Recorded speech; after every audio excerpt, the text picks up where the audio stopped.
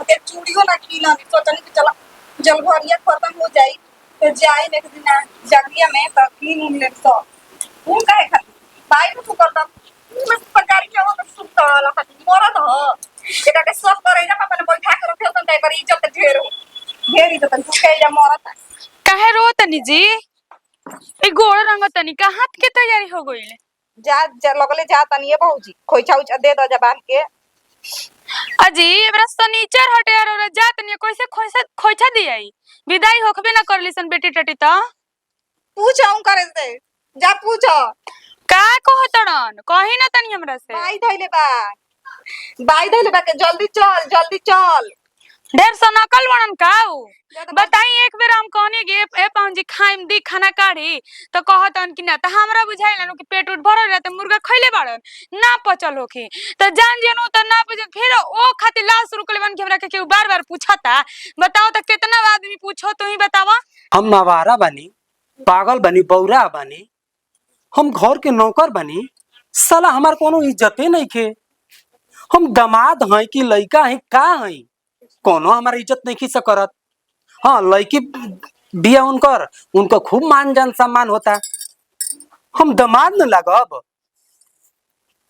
अरे बार बार तो आवे के नहीं खे एगो मौका मिलेला ससुरारी में आवे के तो निको इज्जत नहीं खे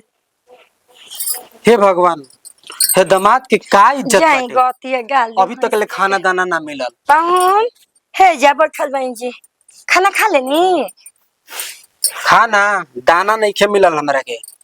ई का कहत है कबे बुचिया कहते कि खाना बन गो तो हम कहीं खिया पिया देली स अच्छा ये बताई हमारे का परिचय बनी लइका समझ के कि दामाद समझ के ये बताई का समझ के घर के रउआ पाहुन हनी काहे ऐसे कहत है हमार कोनो इज्जत बा अम्मा जी बताई बोली माने का दवा इज्जत में कमी बा 12 बज गेल बा अभी सुबह का खाना नहीं खे मिलल ई गलती नु कइले बैसन जब खाना बन गेल बा तो कनी के खिया देबे के चाही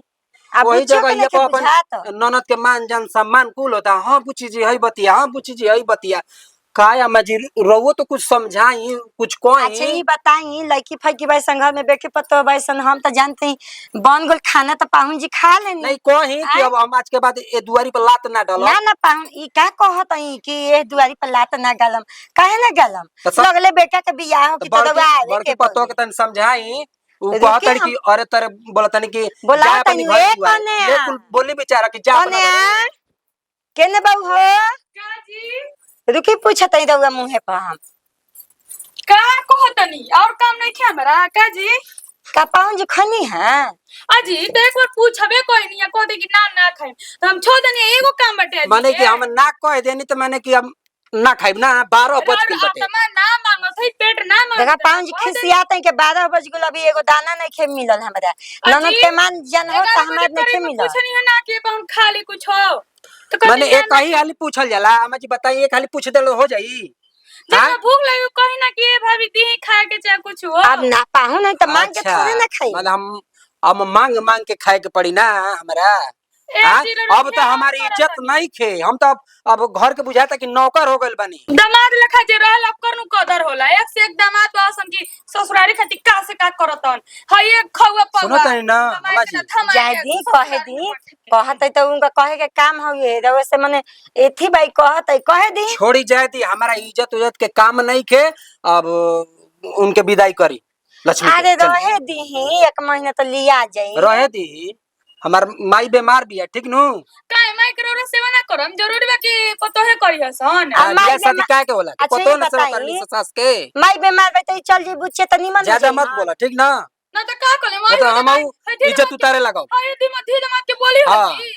हां इज्जत उतारे लगम ए पाहुन मर्द जाने तो थके अरे चुप रह हां अब तो दामाद के इज्जत पाही लगावते बानी अब गर्दन कटवा दी का करे के बाटे बुआ दी का कहनी कि इज्जत उतार दे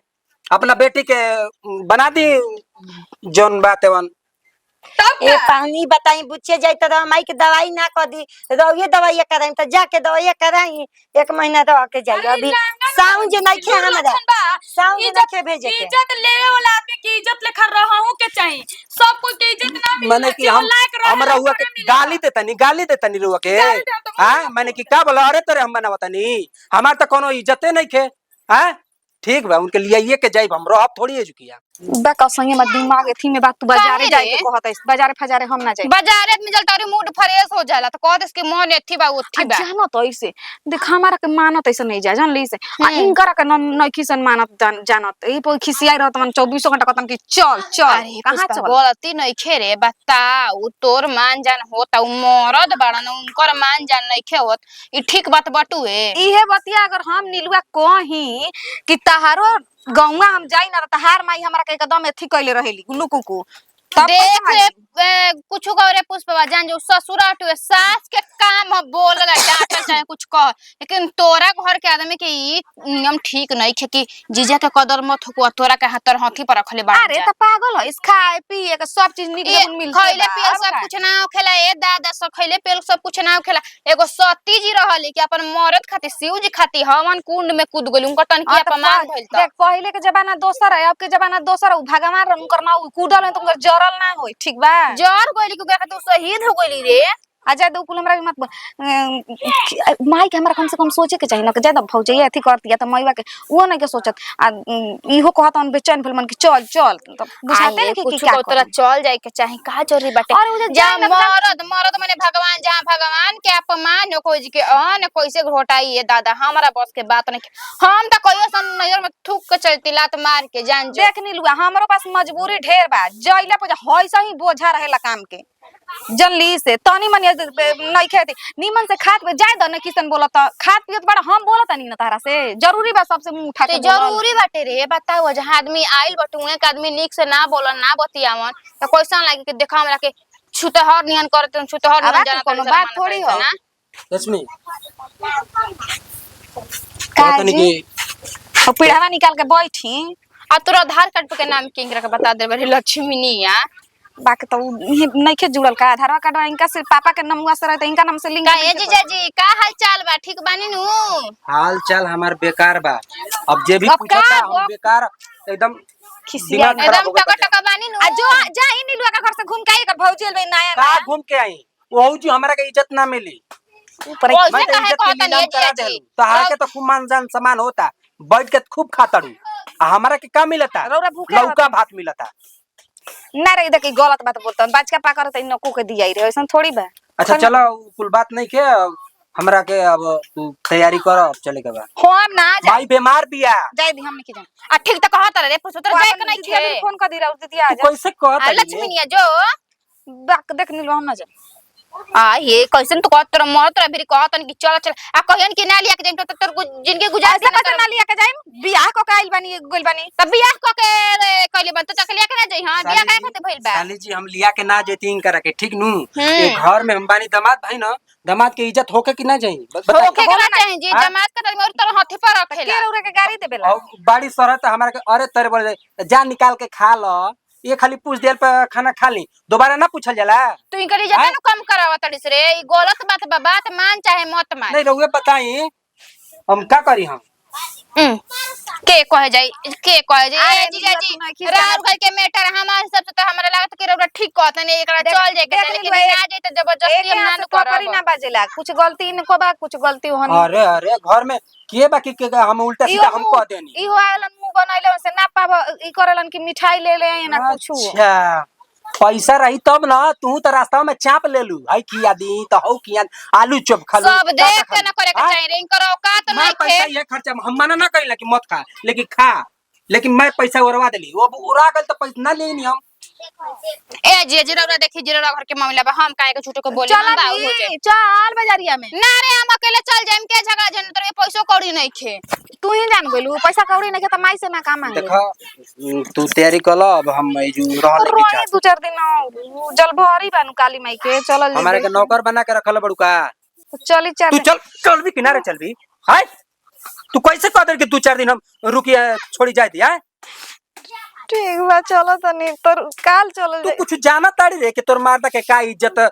एजू बाटे हां का हो गइल का हो राम गई माई रोरा के डांट जा ना बोलो पूछो अपना भौजी से पूछो माई से पूछा जाके ऊ बताइए लोग हम का बताई हम तो झूठे बोला तानी ना सुनी कल सवेरे चलल जाई सुबेरे चलो जी तो सुबेरे चलो जी बात थोड़ी सी कर दे ये हो जाई हां जी चल तैयारी कर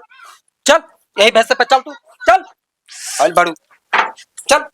बाई ढुकल बाई करे जल्दी चल तब माई के ले जाइए थी को के खियावे खातिर 4 बेरा जी जरा जरा के धइले रहत ना कुछ किनाई ला कर दाई ला जल्दी चल ते चूड़ियो ना किना नी सोचनी कि चला जल भरिया खत्म हो जाई तो जाए एक दिन जगिया में तो किन उन ले सो उन काहे खातिर बाई ढुकल तब मैं पकारी के हो तो सुता ला खातिर मरद हो एटा के सब करे ना अपन बैठा के रखे त पर इज्जत ढेर हो ढेर इज्जत तू के जा मरत काहे रो तनी जी ए गोड़ रंग तनी का हाथ के तैयारी हो गइल जा लगले जा तनी बहुजी खोइछा उच दे द जबान के अजी एबरा शनिचर हटे और जात नहीं कैसे खोइछा दियाई विदाई होखबे ना करली सन बेटी टटी त पूछ आऊं करे से जा पूछ का कहतड़न कही ना तनी हमरा से बाई धइले बा के जल्दी चल ढेर सनकल बनन काऊ बताई एक बेर हम कहनी गे ए पांजी खाइम दी खाना काढ़ी तो कहतन कि ना त हमरा बुझाइल न कि पेट उठ भरल रहते मुर्गा खइले बाड़न ना पचल होखी त जान जेनु त ना पचल फिर ओ खातिर लाल शुरू कर बन के हमरा के केहू बार-बार पूछता बताओ त कितना आदमी पूछो तू ही बतावा आ जाए तो भौजी चल जाता नहीं हम झूठो का मराइला पिटाइला से त ठीक नु बा कोई जे चल ऐसे कैसे मार दिया रवा के जगह हमने के रहते हुए रोज चुप रही है कमजोरी भइल तबियत खराब बाटे आइल बनी जगह दुखे की सुखे बनी हाथ गोड़ कापताटे ना उनकर माई के झाक हो जा तेल 4 बेरा मली नु त ठीक बा हां बढ़िया से तेल लगाइए बुकी अब कहे के बाटे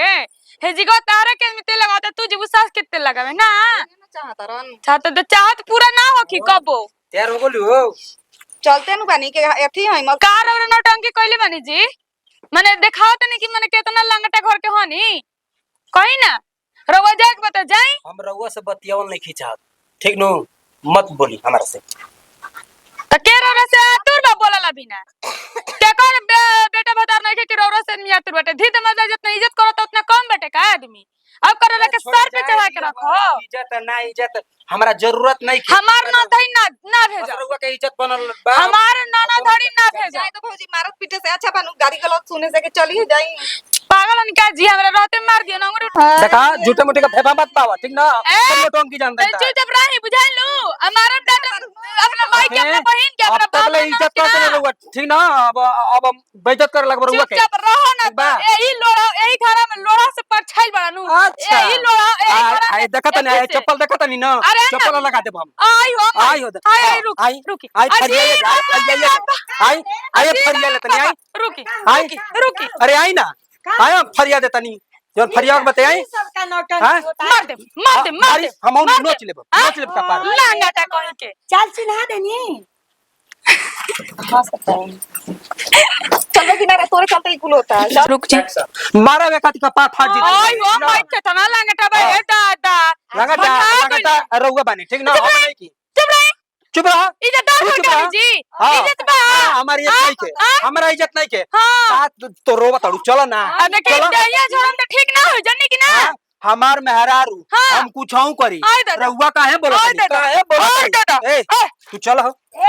छोड़ पहले बात सुनी का बात सुनी नौटंकी करी बही हां हम नौटंकी करतनी माने नौटंकी करतनी शनिचर के लेके विदाई हो खेली सन हम शनिचर खमीचर हम कुछ नहीं खिजानत बस चले के बता रहा चले के बाद चलो सुनी बात हमरा समझी